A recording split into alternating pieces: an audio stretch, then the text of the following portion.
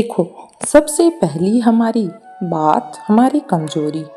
क्या आखिर हमारी कमजोरी क्या है? हम परेशान क्यों हो जाते हैं? संसार में देखो तो परेशान परमार्थ की तरफ देखो तो हम परेशान हो, ये हमारा स्वभाव बन गया है परेशान होना। थोड़ा सा धैर्यवान बनो, गंभीर बनो। कोई भारी से भारी विपत्ति में परेशानी स्वीकार करके विपत्ति से थोड़ी निकला जाता है। सुलझ ठीक है, विपत्ति आई, समस्या आई, इसका समाधान होगा। ऐसा थोड़ी कि हमें नष्ट कर देगी। अगर अभी हमारी बड़ी हानि हो जाती है तो हम कल इससे बड़ा लाभ भी प्राप्त कर सकते हैं। हमको एकदम बिल्कुल गंभीर रहना है, इतने कमजोर नहीं बन जाना। अब वो गए तो क्या होगा? अब वो वस्तु गई तो क्या पद गया?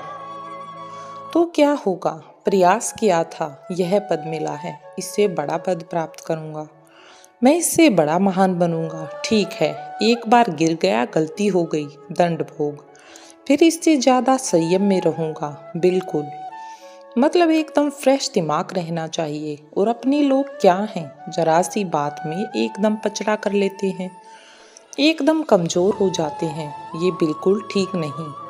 हम जीवन भर की यात्रा की बात कर रहे हैं। भारी से भारी कष्ट में भी मुस्कुराना तो हमें बल मिला है, हमें भगवान की कृपा का दर्शन हुआ है, हमें उनका दुलार दिखाई दिया है। अगर ऐसे तो भाग जाते, फिर परमार्थ में थोड़ी चलना होता है। आज जो आप सुन करके लाभ लेने की चेष्टा कर रहे हो ना, यह केवल प्रवचन नहीं, ये है जीवन है। अगर यह जिए ना होती तो इसका प्रभाव नहीं पड़ता, प्रत्येक की वाणी का प्रभाव नहीं पड़ता। हम इसलिए कहते हैं, जैसे आप लोग एकदम परेशान हो जाते हैं, बोलो क्या हमसे ज़्यादा परेशानी होगी? दोनों किडनी खराब, दवाई लेने के लिए पैसे नहीं, पानी रखा है हम उठ के पी नहीं सकते, भीषण शरीर में कष्ट, भीषण बुखार। यूं किडनी फेल, जरा में बुखार खाने को क्या रोटी मांग के लाऊं? अगर वहां सब्जी मिलती तो लाल मिर्च ऐसे पड़ के मिलती थी कि वे पा नहीं सकती। आप सोचो, पानी लाना है तो मुझे लाना है, पीना है तो मुझे पीना है। अगर मैं हारता तो कहाँ पहुंच जाता? क्या स्थिति होती नहीं मरने की? पर कदम पीछे। कोई दिन ऐसा नहीं जिस दिन सेवा ना की हो, जिस दिन सेवा में ना गए हों। गुरु जी की सेवा में जाना है, पहले अपने को स्वस्थ साबित करना है। वो सेवा नहीं लेंगे तो तुम बीमार हो जाओगे, तुम कष्ट में हो जाओगे। उनकी दृष्टि परेशान सेवा के आगे लेट गए।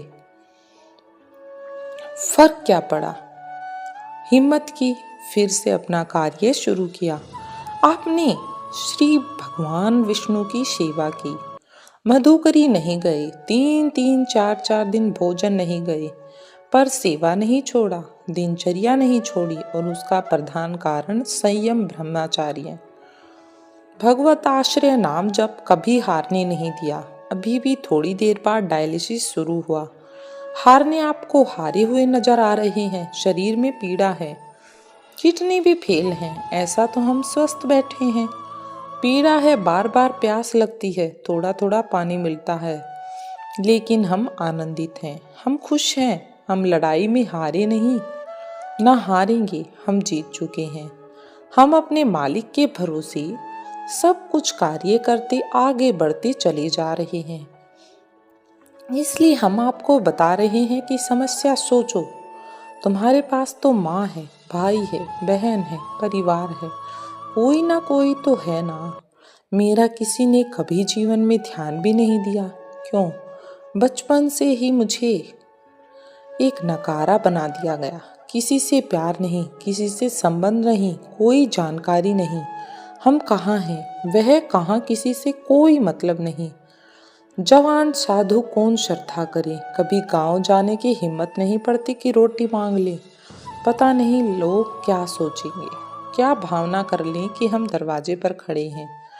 क्या कैसी भावना, जो हमारे सामने आकाश व्यक्ति से आया, यौवन अवस्था में वही पाया, अन्यथा भूखे रह गए।